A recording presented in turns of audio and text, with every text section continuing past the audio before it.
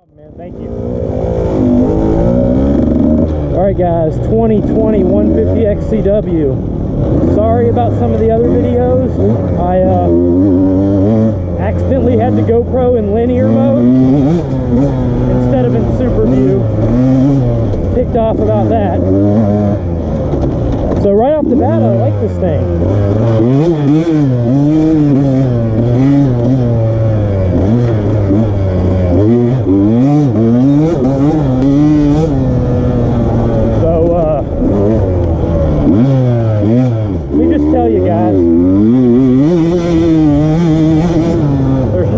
Like CDs. I cannot feel my brake and my shifter in any boot like I can a CD. Just so you know.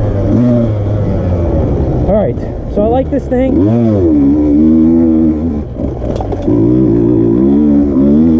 Definitely not loads of power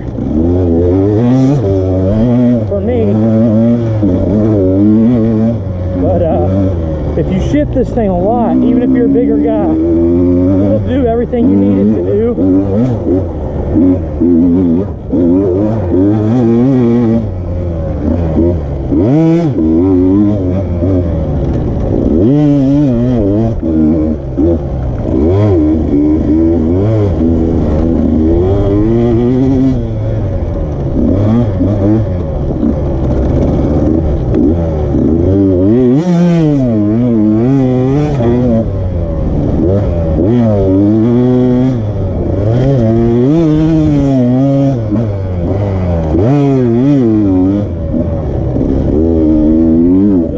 If you're a bigger guy, it's going to be a lot of clutch work, and with clutch work means you're going to have a fine line between traction and the rear wheel breaking loose with this thing.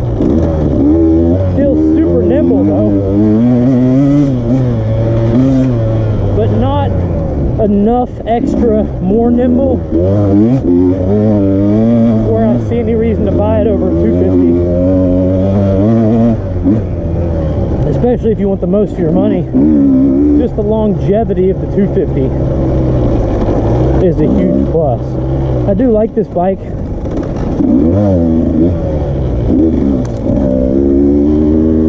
But I would wear this thing out pretty quick.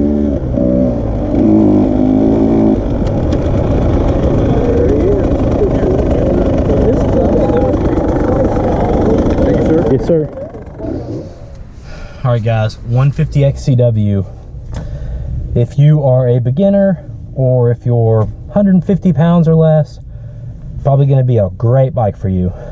Me at 220, will it do everything I need to do and more than I'm capable of? Of course. It just requires more clutch work, more exact throttle, a little more momentum. Because of that clutch work, you're always on the verge of the rear tire spinning and breaking loose. Does feel noticeably nimbler than the 250 and 300, but not miraculously more nimble, I guess would be the best way I could put it. Super fun bike. Glad they offer it. If Krista was going to get a new two-stroke trail bike, I'd say 150 XCW TPI all day. If any of my buddies were going to get one and I thought they were probably not going to race competitively and ride 10 or 12 times a year, not enough to stay comfortable on a bike really, yeah, I'd recommend it to them. If you're a full-grown male and you ride all the time, probably not the bike for you. But yeah, awesome bike. Let's go ride another one.